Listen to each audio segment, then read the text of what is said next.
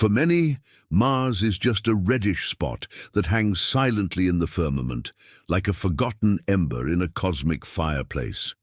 But for scientists, explorers, and dreamers, it has always been something more. A distant mirror, a rusted promise, a reflection of what we could be or what we once were. The surface of Mars is a tapestry of extremes, valleys that make the Grand Canyon look like a shallow crack, dust storms that cover entire continents for weeks, temperatures that plummet to levels where steel cracks and skin breaks apart. There is no breathable air, there is no stable liquid water. There is no protection from solar radiation that, without an atmospheric filter, bombards everything with stellar brutality. And yet, we dared to ask, what if, instead of just studying Mars, we decided to call it home? In this documentary, we follow humanity's hypothetical but increasingly plausible journey toward the greatest metamorphosis ever conceived, inhabiting a hostile planet. To live where life has never flourished, to adapt to the impossible, to reinvent the human. The first steps on Mars were taken enveloped in absolute silence, inside suits that more resembled individual survival capsules than clothes. They were not simple garments, they were portable ecosystems, miniature universes stitched with intelligent nanotechnology. Each suit was a work of scientific art, a second skin composed of 7 layers of living biotissues. The outer layer, made of self-repairing polymers, shone with a matte silver tone, reflecting cosmic radiation like a flexible titanium shield. Underneath, neural fibers conducted electrical impulses that monitored every heartbeat, every hormonal fluctuation, every micro-variation in body temperature. The helmet was not just protection, it was a sensory portal, visors that amplified light in multiple spectra, allowing one to see the invisible, magnetic fields dancing like ghostly auroras, traces of water vapor hidden in the rocks, the residual heat of ancient volcanic activity. Internal respirators synthesized oxygen from Martian minerals, transforming the hostile soil itself into a source of life. The gloves had sensory fingers capable of feeling chemical compositions with just a touch. The feet, equipped with magnetic micropropellers, allowed for stable walking even during the dust storms that could knock down an earthly building. But living inside them was a claustrophobic and transformative experience. The vision was limited, always. Blurred by the condensation of rapid breathing, the sound of one's own breath echoed as a constant reminder of human fragility. Movements were slow, calculated. The touch, mediated by sensors, was never direct. Inside the suit, you are not on Mars, you are carrying Earth on your back, whispered Jennifer Davis, a biomedical engineer on the first expedition. Every breath is a reminder that you don't belong here. Yet, the suit sustained life. But it also created distance. It was protection and a prison, security and solitude, the first victory of humanity over a hostile planet, but also the first bitter taste of the price of that conquest. Even so, that was the first victory. The body was still human, the planet still inhospitable. But for the first time, humanity's presence there was more than a visit. It was an attempt at permanence. It was the first whisper of a question that would echo through the centuries. How far are we willing to go to call a place home? CTA, over time, the suit became a prison. Science advanced, and the body had to follow. Living without protection on Mars required radical alterations that redefined the very concept of humanity. It was no longer about protecting the human body. It was necessary to recreate it entirely. The most ambitious bioengineering project in history began not in terrestrial laboratories, but in the very red bowels of the red planet. Lungs became obsolete. In their place, complex biofilters, grown from modified stem cells, were implanted directly into the circulatory system. These living structures functioned as microscopic chemical plants capable of extracting traces of oxygen from Mars's thin atmosphere. Just zero. The process was fascinating and disturbing. Each biofilter cell possessed symbiotic nanoorganisms that ate carbon dioxide and breathed pure oxygen directly into the bloodstream. It was like having thousands of microscopic plants living inside your chest, whispering life where before there was only emptiness. Human blood, unsuitable for temperatures ranging from 80 degrees to each drop, carried nanorobots that monitored and repaired cellular damage in real time.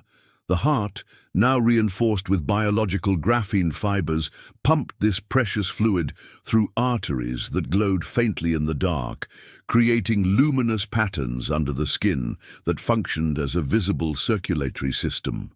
The skin, once delicate and sensitive, became an opaque, multifunctional shield. Layers of metallic pigments, biological copper, zinc and silver, were incorporated into the dermal tissue, creating a natural armor against ultraviolet and cosmic radiation. The skin acquired a grayish-bronze tone, with luminous veins that pulsed according to the heart's rhythm. There was no longer body hair. Instead, imperceptible sensory microcilia captured changes in atmospheric pressure, chemical variations in the air, and magnetic waves. Touching this new skin was like touching heated metal, firm, smooth, almost artificial, but strangely comforting. The eyes gave way to organic multifocal sensors, capable of seeing in the infrared spectrum and identifying thermal variations miles away. There were no more irises or pupils as we knew them, only dark, crystalline surfaces that reflected the Martian light like polished obsidian. These new visual organs could detect magnetic fields, see through dust storms, and identify the mineral composition of rocks just by observing them. The Martian world became a kaleidoscope of information. Each stone revealed its geological history. Each rock formation told secrets of millions of years. Vocal cords atrophied from disuse. On a planet where dust storms could last for months, and where the air was too thin to carry sound efficiently, speaking became primitive. In place of a voice, neuromagetic pulses transmitted thought directly between modified minds. Each brain now had biological implants, cultivated neural structures that functioned as organic antennas. Thoughts, emotions, and memories could be shared through simple physical proximity. It was communication more pure and intimate than any word had ever been. The post-human body on Mars was strange to Earth, compact, armored, silent. Seen from a distance, it looked like titanium insects moved by ideas, as the few Earthlings who still remembered the touch of rain would say. But inside this functional shell, something still pulsed with familiarity, the desire to remain, to connect, to continue. Being human, even if completely redefining what that word meant. Evolution was not just physical. It was a revolution in the very essence of what it means to exist. Martian cities did not rise. They floated, suspended by magnetic fields over deep craters. They protected themselves from the storms that swept the ground like blades of dust. Others hid in petrified lava caves, where the temperature was stable and the structure was naturally protected. Newport Harbor, the first Martian metropolis, defied all the laws of terrestrial engineering and redefined the concept of home. Built inside the Gale crater, there were no foundations in the traditional sense.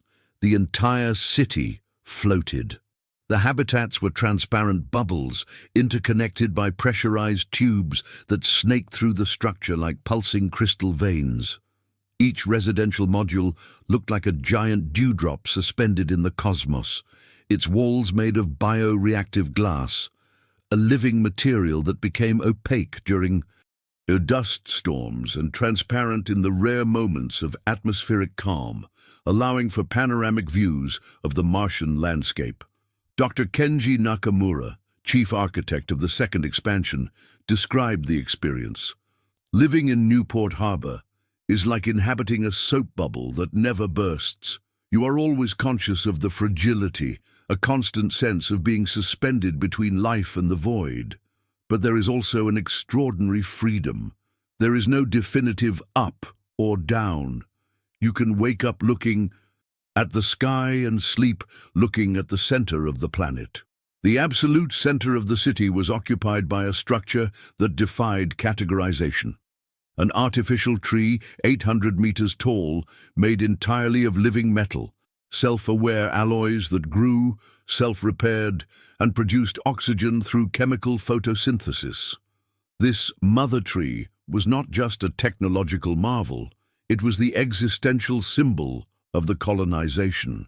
Its metallic branches extended in infinite fractals, each one simultaneously, functioning as an energy conductor, data processor, atmospheric purifier, and communications transmitter. During the Martian day, it glowed with an artificial golden-green tone that could be seen for hundreds of miles. During the night, it pulsed softly in blue, like a cosmic beacon announcing, "Thinking life is here." "The tree is not just our source of oxygen," explained Sister Catherine Moore, who became the unofficial spiritual guardian of the structure. "It is our cathedral, our library, our collective heart. When it pulses, we feel as if the planet itself has a heartbeat. It is comforting in a way that transcends logic." Not all Martian communities chose the suspended life. Erebus, the second largest city, was excavated directly into the ancient lava tubes of Mount Olympus, extinct volcanoes that created natural caves miles long and tall enough to house entire skyscrapers. Living underground on Mars offered total protection against radiation and storms, but required unique psychological adaptations. The inhabitants of Erebus developed a culture based entirely on artificial light and elaborately decorated internal spaces. Their homes were three-dimensional art galleries, where each wall told stories through moving holograms and light sculptures. "Erebus is an introspective city," observed Dr. Maria Hernandez Chen, an urban sociologist. "When you can't see the external horizon, you learn to create infinite internal horizons. Our spaces are physically small, but imaginatively vast." Eating on Mars was a ceremony that took place 3 times a day in community centers. Enormous crystalline structures that functioned simultaneously as restaurants, laboratories, and temples of survival. There was no longer food in the terrestrial sense. In its place, nutrients were cultivated in bioreactors. Each bioreactor was a closed, self-sustaining ecosystem. Genetically modified algae floated in solutions rich in minerals extracted directly from the Martian soil. Symbiotic fungi grew in stratified layers, processing carbon dioxide and producing complex proteins.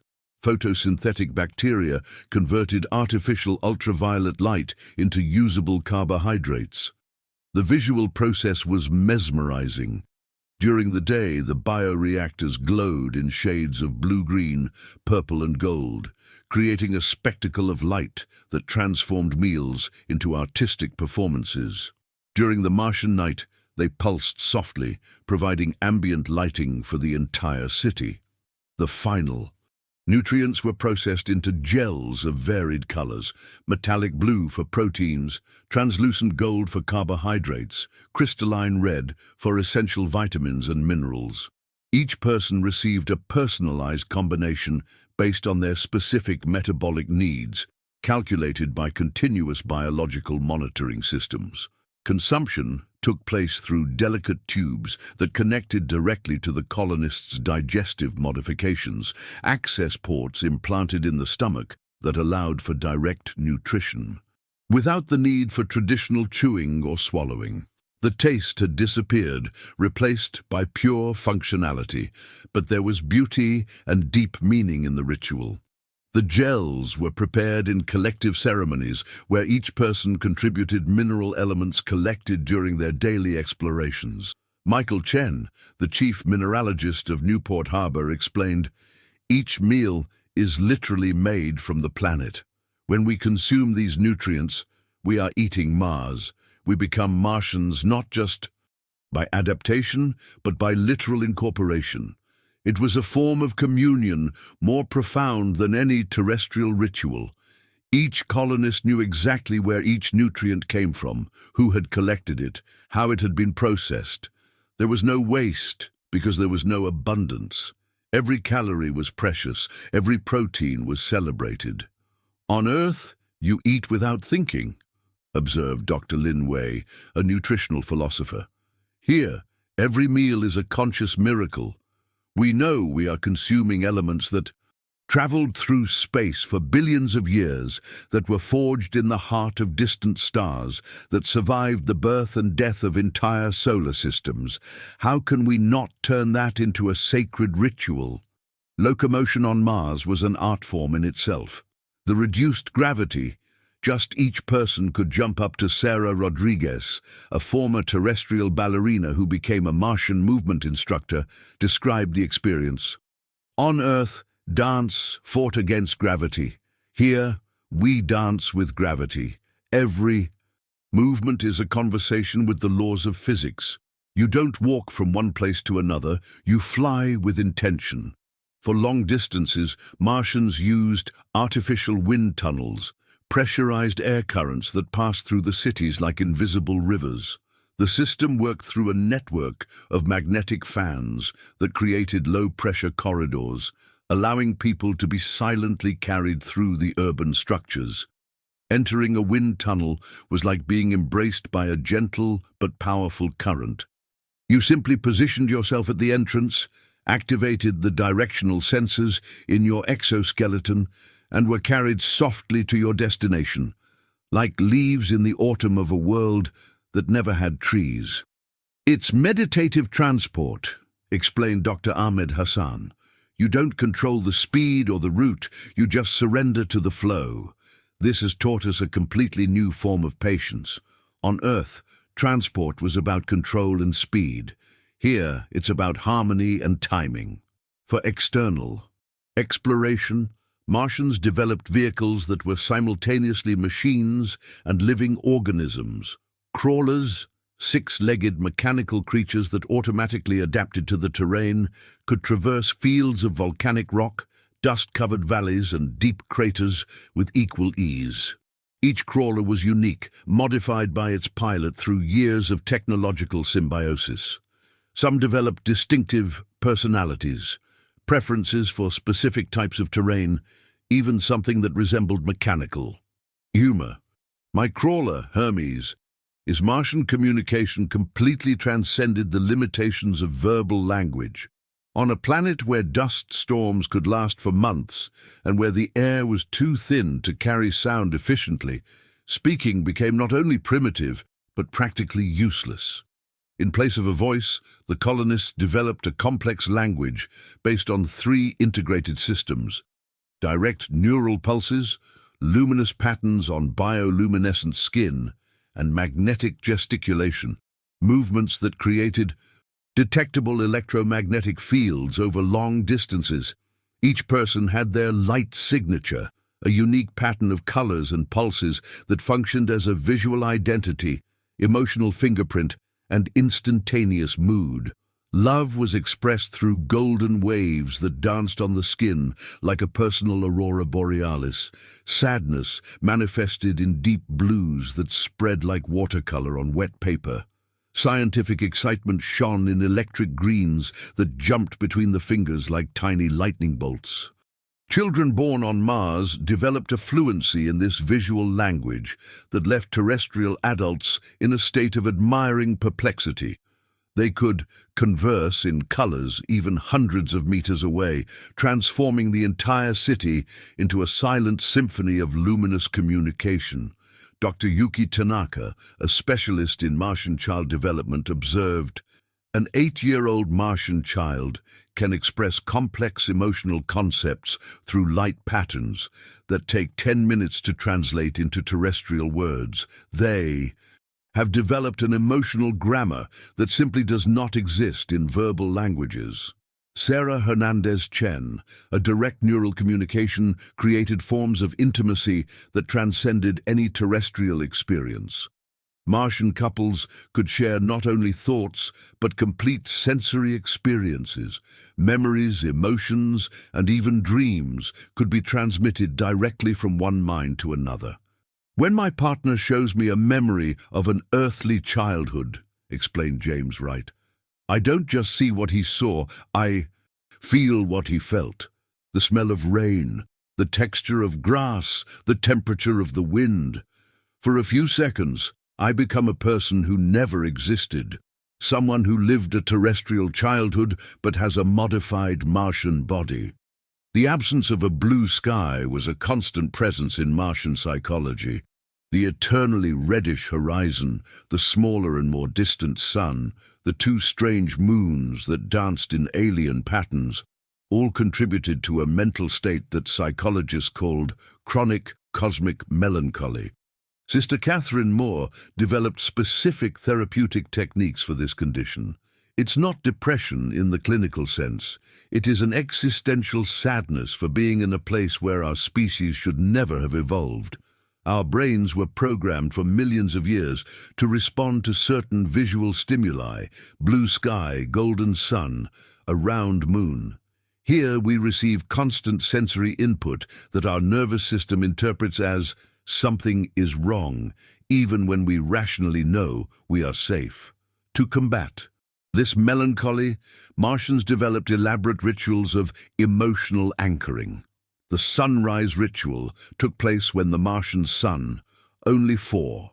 There were no words in these moments, just the direct transmission of gratitude, admiration, and determination. It was collective meditation, technological prayer, and group therapy simultaneously. "In these moments," described Michael Chen, "we are not lonely individuals fighting a hostile planet. We are a collective consciousness, celebrating our own impossibility. It is the closest moment to happiness we can achieve here." A universal characteristic of Martian psychology was recurrent dreams of terrestrial colors. Even second- and third-generation colonists who had never seen Earth regularly dreamed of impossible greens, infinite blues, and impossible golds. "It's as if our genetic memory kept visual files of a world we lost," explained Dr. Lin Wei. "Children born here who have never seen grass dream of green fields.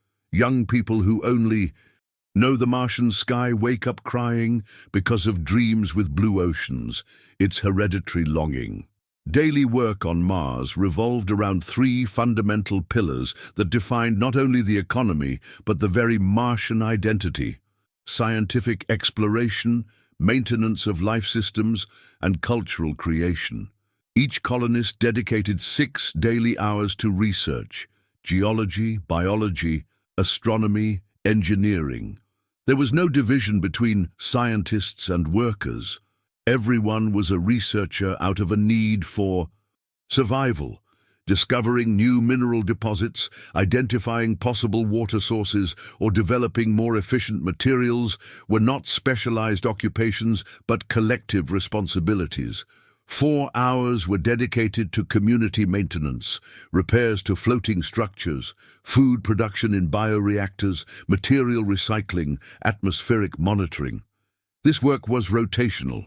Everyone learned all the essential functions. On Mars, there was no luxury of extreme specialization. The final 2 hours were sacred, dedicated to personal expression, art, philosophy, sport, contemplation. It was considered as essential as breathing. "A civilization that does not create beauty," said the official Martian philosophy, "does not deserve to survive." The Martian economic system was based on a fascinating paradox: absolute scarcity of some resources, infinite abundance of others. Water was more precious than diamonds, each drop recycled thousands of times through complex biological systems that did not allow a single molecule to be wasted. Fertile soil was worth a fortune, imported at astronomical costs from the mother planet in cargo that took 9 months to arrive. Oxygen was counted by the molecule, produced with conscious effort and consumed with deliberate gratitude. But iron, silicon, titanium, and other minerals abounded in an almost comical way. Entire mountains could be mined by a single individual using self-replicating nanobots. This created a complete inversion of terrestrial values. The greatest Martian billionaire was Dr. Sarah Okafor, a biologist who developed a way to extract humidity from the Martian air using genetically modified fungi. Her discovery saved more lives than any terrestrial fortune could ever buy. She did not own significant properties or material goods, but she was universally revered as the richest person on Mars. Wealth here, Dr. Okafor explained, is measured in contributions to our collective survival and our ability to create beauty amidst the impossible. It doesn't matter how many pounds of titanium you can extract. What matters is whether you discovered something that helps us continue to be human while we become Martian. New cultural expressions emerged directly from the hostility of the environment. The most distinctly Martian art form was the dancing dust sculptures, installations created by sonic manipulation of the fine Martian dust that was constantly suspended in the air. Artists like Kenji Nakamura discovered that the low atmospheric density and specific composition of the Martian soil allowed particles to be shaped using precise sound frequencies. Delicate and complex structures could be sculpted in the air, remaining stable for hours before dissolving with the first wind. It's art about impermanence, Nakamura explained. Each sculpture exists only once, for a specific moment, under unique atmospheric conditions. It cannot be preserved, properly photographed, or reproduced. It exists only in the experience of the present moment. The recalibration dance began as a medical necessity, specific movements that adjusted the colonists' modified internal systems, maintaining the balance between artificial and natural organs. But when performed in a group, it created hypnotic choreographies that told stories without words.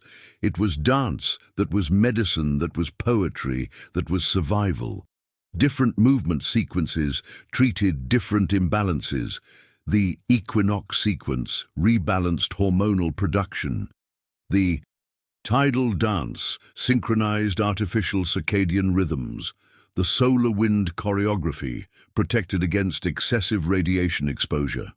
We transformed body maintenance into artistic expression, said Sarah Rodriguez. Every movement has a double purpose: to keep our bodies working and to express our collective soul. Writing evolved into a completely new form: three-dimensional magnetic fields. Martian writers painted narratives in the air using portable field generators, creating texts that could be read by walking through them. Each word had a specific spatial position, magnetic temperature, and variable intensity. Reading a Martian poem was a complete physical experience. You felt the author's emotions through tingles on your skin, variations in blood pressure, and subtle changes in the gravitational field around you. Dr. Lin Wei, a poet-engineer, created the masterpiece Longing for the Rain.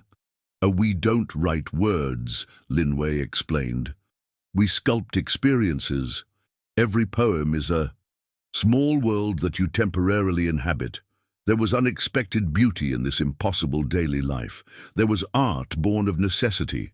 There was silence, and in it a form of peace that the noisy earth had never offered.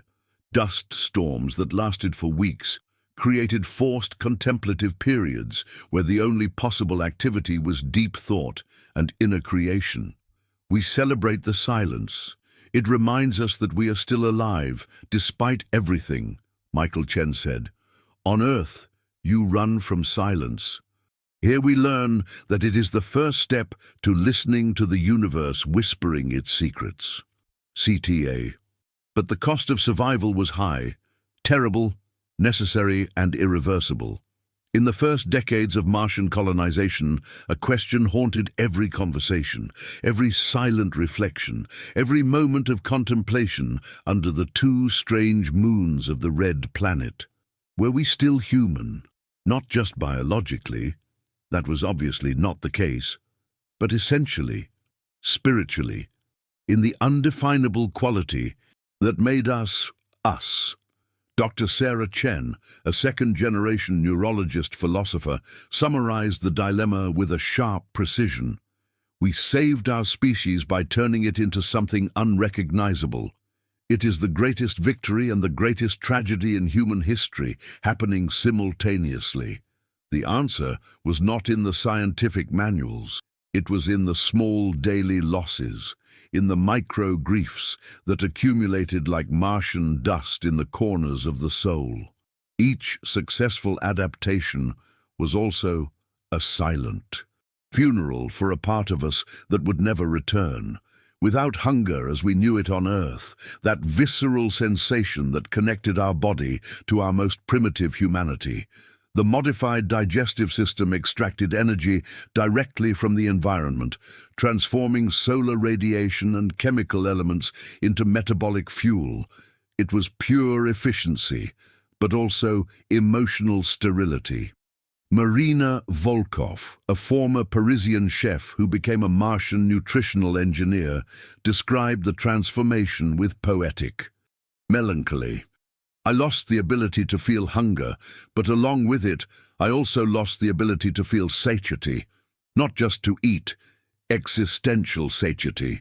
That magical moment after a shared meal when the body relaxes and the soul whispers, "It's okay, you're safe." That died in me. The absence of hunger eliminated not only the physical sensation, but all the associated emotional rituals. There was no longer the anticipated pleasure of a long-awaited meal. There was no primal comfort of hot food on cold days. There was no intimate communion of preparing food for someone we love. Eating became a technical process, clinically perfect and emotionally empty. Without true cold, internal thermal regulation maintained a constant body temperature, regardless of external conditions, that varied from 80 degrees C during Martian nights to cold, had always been more than physical discomfort. It was a metaphor, a sensation, a memory. It was the shiver that precedes the fever of passion. It was the temperature that makes the warmth of a hug precious. It was the feeling that made us value homes, fireplaces, shared blankets, and hot drinks in our hands. Not feeling cold means not being able to truly feel warmth, explained Dr. Ahmed Hassan, an environmental psychologist. We lost the contrast that defined our comfort. It's like living in a perpetual emotional room temperature, neither pleasure nor pain, just existence. Without love, as we experienced it, direct physical touch became impossible through the dermal modifications that transformed the skin into organic armor. Bodies no longer felt a hug as before. The armored skin transmitted pressure, but not emotional warmth. It was sensory information, not intimate connection. Kissing became a symbolic ritual, two beings touching the modified facial surfaces, sharing neural fields through artificial synapses, but without the soft vulnerability of terrestrial lips. It was intimacy, but mediated by technology. It was connection, but filtered through layers of protection that could never be removed. Sarah Rodriguez, a third-generation artist-therapist, developed an entirely new language to describe this loss. We call it phantom touch, the sensation of remembering what it was like to be truly touched. Our modified nerves process pressure, temperature, and even electromagnetic fields, but they can no longer process tenderness. It's a sense that died with our original skin. The memories of earthly childhood became hazy among the first. Colonists, like photographs left in the sun that fade until they become only shapeless spots of color. The modified brain, optimized to process the extreme cognitive demands of the hostile environment, began to discard information considered irrelevant for immediate survival. The process was cruel in its impeccable logic. Data on Martian navigation were preserved with crystalline precision. Information about the chemical composition of the soil remained instantly accessible. But the face of the terrestrial mother, the sound of rain on the roof of the childhood home, the texture of grass between the toes, these memories were gradually compressed into low-resolution files, then relocated to remote storage, and eventually deleted. Jennifer Davis. Now, I know she had brown eyes, she murmured during assisted memory sessions, connected to quantum computers that tried to reconstruct degraded synaptic fragments. At least I think I know. But when I close my eyes and try to see her, only a brown fog appears where a face should be.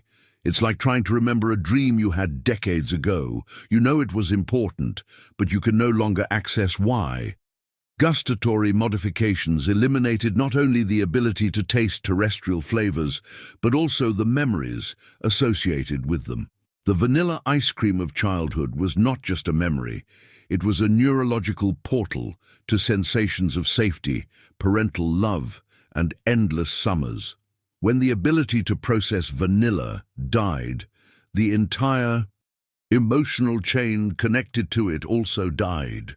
It was a selective and irreversible amnesia. Terrestrial traumas disappeared, which initially seemed beneficial, but along with them, simple joys were also lost. The first kiss, the smell of fresh bread, the feeling of warm sand between the toes, the texture of a cat purring on your lap, all replaced by Martian sensory efficiency. It's as if someone had edited my life, confessed James Wright, a first-generation engineer. I remember I had a dog named Max, but I can't remember what it was like to pet him. I know he was important because I still feel a strange melancholy when I see images of terrestrial dogs, but it's a sadness without context, a grief for something I can no longer define. Paradoxically, the more neurally connected Martians became, the lonelier they felt at deep, inexplicable levels. Direct mental communication had eliminated not only misunderstandings, but also the delicious imperfection of human attempts at mutual understanding. There was no longer the pleasure of deciphering facial expressions because there were no longer facial expressions as we knew them. There was no longer the subtle art of intuiting emotions through gestures because gestures were replaced by direct transmission of emotional data. There was no longer the gradual growth of intimacy through hesitant conversations because thoughts were shared instantly and without filters.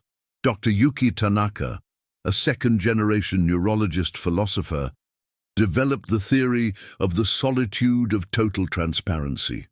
We survived, but we forgot what it was like to feel. We adapted so much that we lost what differentiated us from machines. Perfect communication eliminated the need for empathy.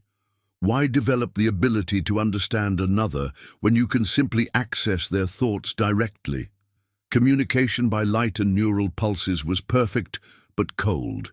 Each transmitted thought reached the recipient exactly as it was sent, without the warm distortions of human interpretation. There were no longer intimate whispers loaded with ambiguity that generated nervous laughter and gradual approximation. There were no longer misunderstandings that became a couple's inside jokes. There was no longer the need to explain and re-explain until two minds met in mutual understanding. The absolute clarity of Martian communication eliminated, along with confusion, also the magic of the gradual discovery of another. Knowing someone completely in the first neural conversation was efficient, but it also eliminated the mystery that fuels human love. Love is trying to understand someone forever and never completely succeeding.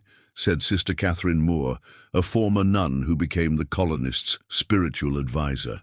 When you can instantly access all of someone's thoughts, there is nothing left to discover. And without mystery to unravel, what remains of love but mere functional compatibility? The new generations simultaneously represented the greatest triumph and the greatest loss of Martian colonization, born with modifications that the first generations achieved through painful surgeries and traumatic adaptations. They were perfectly adapted to the hostile environment, but they were also fundamentally alien to their own ancestors. Sarah Hernandez Chen, "It's interesting," she said, analyzing images of the Pacific Ocean with the same expression she would use to examine mineral composition data. "But it looks artificial. How can there be so much blue like that? It seems excessive, disturbing almost, all that water without a defined purpose." For Sarah, a liquid methane lake on Titan would be more familiar than the ocean where her great-grandparents learned to swim. These children developed completely different forms of empathy from traditional human patterns. They did not comfort through physical hugs, a concept as strange to them as breathing water. Instead, they offered neural synchronization, directly sharing, stabilizing emotional states. They did not express love with whispered words or timid gestures, but with complex, luminous patterns that created an intimacy their terrestrial grandparents never experienced and would also never understand. "When my daughter says she loves me," confessed Maria Hernandez Chen, a first-generation mother, "her entire skin glows in golden waves that I can feel as warmth in my own modified body. It is beautiful and deeply touching, but it is also not human in the sense I knew. It's something new, something I don't have words to describe because there were no equivalent terrestrial experiences." The intermediate generations, those born during the transition, became involuntary translators between two types of humanity that were becoming increasingly incompatible. They understood both the terrestrial longing of their parents and the pragmatic Martian efficiency of their children. They were fluent in both emotional languages, but did not belong completely to either. Dr. Alex Hernandez Chen, son of Jennifer and grandson of Maria, described his condition as a permanent existential expatriate. "I'm too strange for Earth, too nostalgic for Mars. I understand why my grandmother cries when she sees images of rain, but I also understand why my daughter considers that emotion primitive and dysfunctional. I am the last human who can translate between these two worlds, and when I die, they will no longer be able to understand each other." Perhaps the cruelest price of adaptation was a condition that Martian psychologists called longing without an object. A deep and persistent nostalgia for something they could no longer define, categorize, or even remember clearly. The colonists knew they had lost something important. They felt the emptiness where this thing should be, but their modified minds could no longer process exactly what. It was like waking up from a dream that you know was wonderful, but you can't remember a single fragment of the content. "It's the strangest pain I've ever observed," explained Sister Catherine Moore. "They miss something, but they don't know what. It is grief for a part of themselves that they can no longer access. As if someone had surgically removed a fundamental emotion and left only the scar where it used to be. There was longing without specific memory, an echo of a song you can no longer sing, a melancholy for colors that no longer existed in their expanded visual spectra, a hunger for flavors that their modified bodies could no longer process, but that their souls still longed for in inexplicable ways." First-generation veterans developed silent rituals, moments of contemplation where they closed their eyes and tried to remember green, not just the color, but the entire emotional experience associated with terrestrial forests. They rarely succeeded, but the effort itself had become a form of prayer, an attempt to maintain a connection with something that transcended their physical Modifications. "I know green exists," murmured Thomas Anderson, a botanist from the first expedition. "I can still process the wavelength when I see images, but I can no longer feel green. It's as if someone had removed not just the color, but all the poetry associated with it. This saddens me in ways I can't explain, because the sadness is for something I can no longer define." Martian humanity was functional, resilient, technologically advanced, but in many ways profoundly lonely in ways that defied definition. The question that haunted each generation was simple in words, but infinitely complex in implications. Was it worth it? Did we conquer a planet, but lose our humanity in the process? Asked Dr. Ahmed al-Rashid, a third-generation philosopher-biologist. Or did we discover that humanity is much more flexible and strange than we ever imagined? Are we still human, or have we become something entirely new that uses the word human for lack of a better term? There was no easy or comforting answer. Every scientific advance, every child born, every day survived, was simultaneously a victory and a loss. The species had transcended its original biological limitations, but in doing so had become something unrecognizable to itself. It was accelerated and conscious evolution, the first example in history of a species deliberately choosing its own radical transformation. But it was also an elaborate form of extinction, original humanity dying so that something new and undefinable could be born. "Perhaps the question is wrong," suggested Dr. Lin Wei, a fourth-generation poet-engineer. "Maybe we shouldn't ask if we are still human, but if what we have become is worthy of the sacrifice that our original humanity made. Our terrestrial ancestors died so that we could exist. The question is, do we deserve that death?" Total adaptation required the sacrifice of nostalgia. To live fully on Mars, the species had to completely forget what it meant to be terrestrial. It was the price of permanence. Becoming a native of a hostile world meant ceasing to be a longing visitor of a lost world. But perhaps this was always the destiny of human consciousness, to expand beyond its origins until it became something greater and stranger than it ever dreamed of being.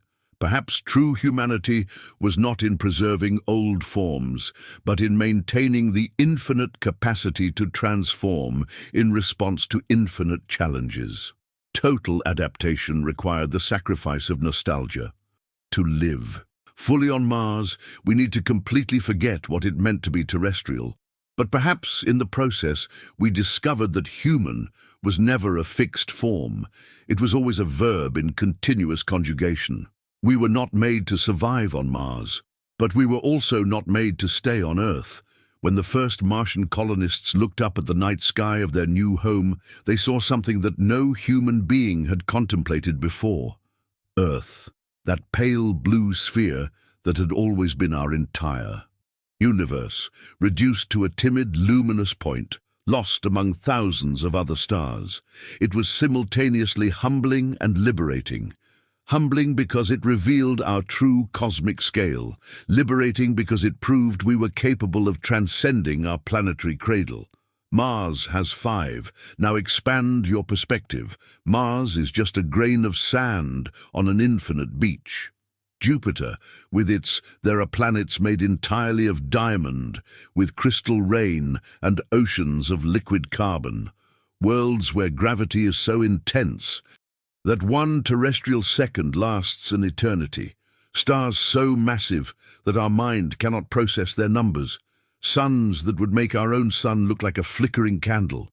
And amidst this incomprehensible immensity, this cosmic symphony of scales that defy our imagination, there was a creator who chose a small blue planet, smaller than many of its neighbors, more fragile than most, lost on the periphery of a common galaxy, for a personal visit.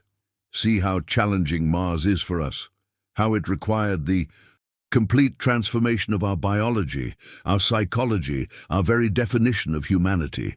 Every breath on Martian soil represents an epic victory against cosmic hostility. Every city built is a hymn of resistance against a universe that seems designed to extinguish us. Now imagine the size of God, who created this planet, and trillions of others even more impressive, but even so, sent his Son to live here, on our small planet lost in the cosmos, to save us from sin and spiritual separation. This is the greatest contradiction in the universe. The creator of the infinite chose the intimate. The architect of galaxies opted for the village. The lord of unimaginable dimensions decided to be born in a stable, grow up in a carpentry workshop, and die on a simple wooden cross. It was not by chance, it was not for convenience, it was for love, a love so vast that it makes black holes seem small, so deep that the oceans of all of Jupiter's moons combined would be just a drop. The Martian journey taught us something revolutionary about value and purpose. Every biological adaptation that the colonists underwent, every painful modification, every lost terrestrial memory, every human sacrifice to inhabit a hostile world, demonstrates the extraordinary power of conscious determination moved by something greater than mere survival. They did not transform just to live.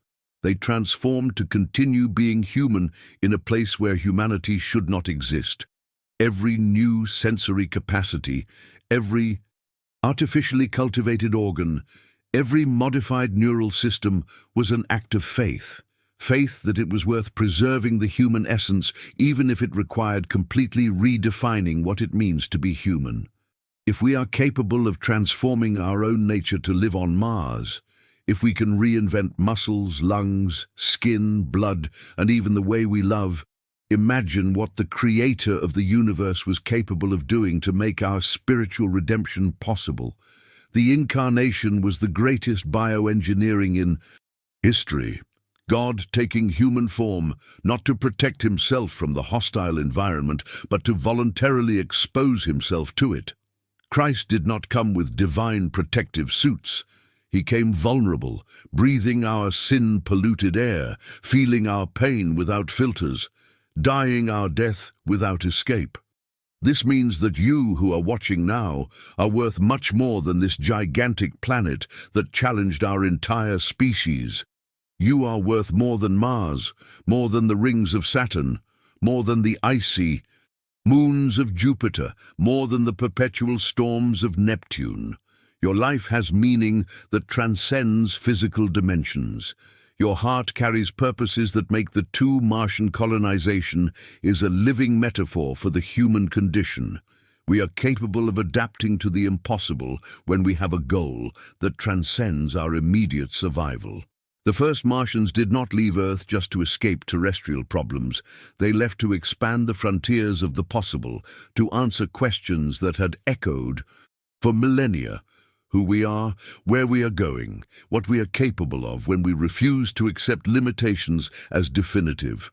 Every step on Martian soil, every adapted breath, every lost terrestrial memory, and every new capacity conquered is part of something greater, the human impulse to go beyond, to transcend limitations, to refuse to accept that impossible is a definitive word. Our ancestors left the caves not because they had to, but because they dreamed of bigger horizons. They built ships, not because the ocean called them, but because there were unknown lands beyond the line where the sky touches the sea. They looked at the stars not because Earth was insufficient, but because we were created with a curiosity that is not satisfied with borders.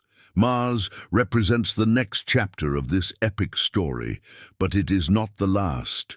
The Martian children who today play in the red dust and communicate through luminous patterns on their skin will look to other worlds, other stars, other impossibles waiting to be conquered. Maybe Europa, Jupiter's icy moon with its subterranean oceans. Maybe Titan with its methane lakes and dense atmosphere. Maybe worlds orbiting other stars, planets we haven't even discovered yet. Each conquest will be more difficult than the last. Each adaptation will require greater sacrifices. Each leap to a new world will mean leaving behind more aspects of original humanity, but it will also mean discovering capacities we didn't even know we had. The Bible tells us something extraordinary. For I know the plans I have for you, declares the Lord, plans to prosper you and not to harm you, plans to give you hope and a future. Jeremiah. This promise is not limited to Earth. It is not limited to Mars. It is not even limited to our galaxy. It extends through every world you dare to explore, every adaptation you choose to make, every frontier you decide to cross. God's plans for humanity are greater than any planet, vaster than any solar system, more expansive than any galaxy. If we can dream of Mars, it is because we were created with the capacity to dream of the eternal. If we can adapt our bodies to survive in hostile worlds, it is because we were made in the image of one who knows no impossibles. If we can create beauty on lifeless planets, it is because we carry within us a spark of the original Creator. But there is an even greater promise. The Scriptures speak of new heavens and a new earth, not just the restoration of what we know, but the creation of realities that transcend our current imagination. Perhaps our journey through the stars is preparation for something even greater, dimensions of existence that would make even our conquest of entire galaxies a timid first step. Martian colonists discovered something profound about adaptation. Every physical change reflects a corresponding spiritual change. When they modified their lungs to process the Martian atmosphere, they also expanded their capacity for perseverance. When they altered their eyes to see in the infrared, they also developed a vision for possibilities that were previously invisible. When they adapted their skin to resist radiation, they also strengthened their resistance to despair. This is a universal truth. Every external transformation is a reflection of an internal transformation. And the greatest transformation we can experience is not biological or technological. It is spiritual. Christ offers something that no bioengineering can provide: the complete transformation of our deepest nature. Not just modifying how our bodies work, but renewing how our hearts feel. Not just adapting our physiology to new environments, but renewing our soul for an eternity without limitations. The Martians modified their bodies to live on a hostile planet. Christ modifies our spirits to live in His infinite presence. They developed new skin to resist cosmic radiation. He offers us a new nature to resist sin and death. They created new eyes to see alien worlds. He gives us new eyes to see eternal realities. Perhaps Mars will never truly be home in the complete sense of the word. Perhaps our journey through the stars is infinite, with each world being just a temporary stop on a journey that has no final destination, just continuous growth, constant discovery, eternal expansion of consciousness, and the capacity to love. But this cosmic pilgrimage is only the physical reflection of an even greater spiritual journey. Every planet we conquer brings us closer to understanding our true nature. We are citizens of two realities simultaneously, inhabitants of physical worlds, but also citizens of the eternal kingdom. The Martian children born today under red skies and growing up breathing synthetic air are pioneers not only of planetary colonization, but of human spiritual evolution. They are learning to live as strangers and pilgrims, exactly what all of us are, even those who have never left Earth. Because the truth is this: we are all aliens. We are all spiritual colonists trying to adapt our eternal nature to temporary environments. We all carry within us the longing for a home we have not yet found, not on Mars, not on Earth, but in God. The impossible is just the beginning. Mars taught us that there are no limits to what we can become when we refuse to accept limitations as definitive. Every biological adaptation is a prayer made flesh. Every city built on hostile ground is a hymn of praise to human persistence. Every child born under red skies is proof that life, all life including yours, always finds a way to flourish. You, who watched this impossible journey through hostile worlds, carry within you the same capacity for adaptation, the same thirst for transcendence, the same divine spark that took humanity to the stars. You don't need to travel to Mars to be an explorer. Every day that you choose hope over despair, love over fear, faith over resignation, you are conquering impossible territories. If you have made it this far, receive this blessing. You are a jewel more precious than any star or planet, more valuable than all the diamonds of distant planets, rarer than all the minerals of Mars combined, more important than all the treasures of all galaxies. Your ability to dream makes nebulae seem small. Your ability to love surpasses the energy of supernovas. Your potential for spiritual growth is more expansive than the expanding universe itself. You were created not only to inhabit worlds, but to reflect the glory of the Creator of worlds. The human being defies the impossible, not because they have to, but because they were created to dream of the eternal.